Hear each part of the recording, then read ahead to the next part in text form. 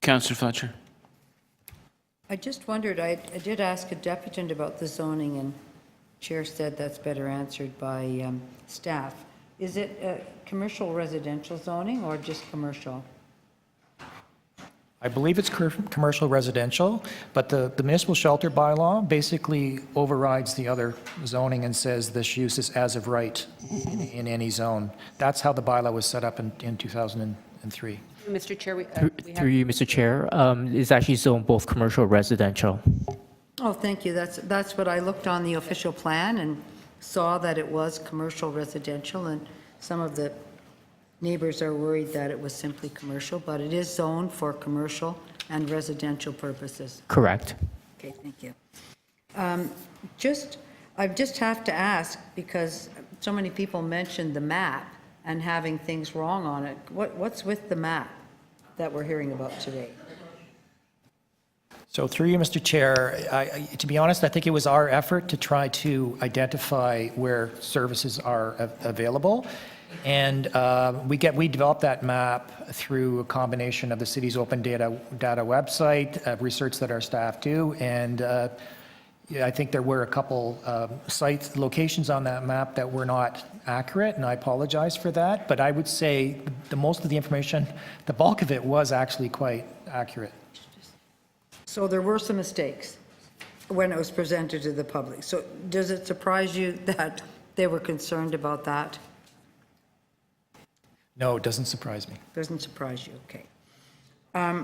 Pardon? Nothing surprises you? Oh, nothing surprises them, okay. As was noted, a number of residents said, well, what about this location, what about that location? And you yourself have mentioned that there's some areas of the city that don't have shelters. So would you not think that it's a good idea to ask Torontonians, so where do you think, what are some good locations when you put the criteria down, we'd like the transit, we'd like this and that, we could ask those members of those communities to start looking at where would be a good location for shelter? Through you, Mr. Chair, I would be open to that. That might work. And then I noticed that I think there's going to be some conditions that are walked on, or some thoughtfulness, because I'm sure you've noticed, but at all the large meetings, people have suggestions or things that they say, well, if you do that, do this. And I'm just wondering about what types of, instead of waiting for everybody to identify those, are there certain types of community supports that are going to be called standard operating procedure when you meet with the community? We're not reinventing the wheel every time. Got to do with medical, got to do with just community support at the site.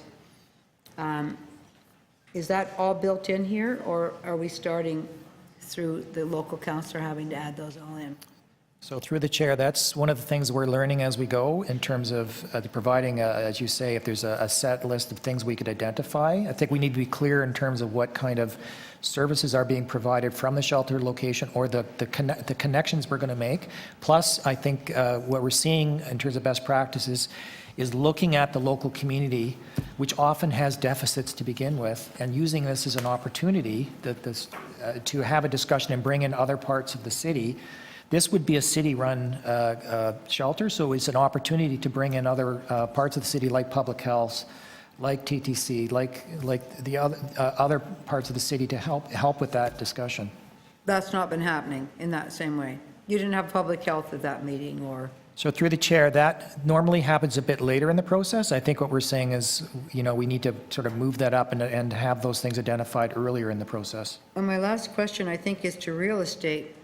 When do you have a service inventory around the sites that you're looking at? Is that part of the job that you do, or are you just looking for sites that could be built into a shelter, such as this particular site, Zone CR, large enough for 100, on a main thoroughfare? Or are you looking, okay, has a library, has this, is close to a park, is close to any other types of city services? Through the chair, we actually look through a number of criteria. So number one is we will examine the entire city and all sites that we can find potentially. So there's a set number of criteria, for example, that it has to be on TTC or public transit, it has to be on a major road, it has to be 250 meters from the closest shelter, it has to be AODA compliant. Then we actually scour through the city again for the various items, and then we talk to landlords in general, and are landlords willing to consider the sites for that purpose? In our discovery, most of them would say no to us. In this case, it was about 90% of them said no to us, and only a few that really said yes. And then based on those additional filter criteria, that's when we find 1 or 2 sites at best. But you don't look at the service inventory for the neighborhood. That would have to be shelter and housing or the SDFA. Correct. That is correct. At what point does that get married up? When we actually bring the inventory list to then, say, for example, shelter support and housing, then they would tell us is this a good fit or not. I see. Okay, thank you. Thank you.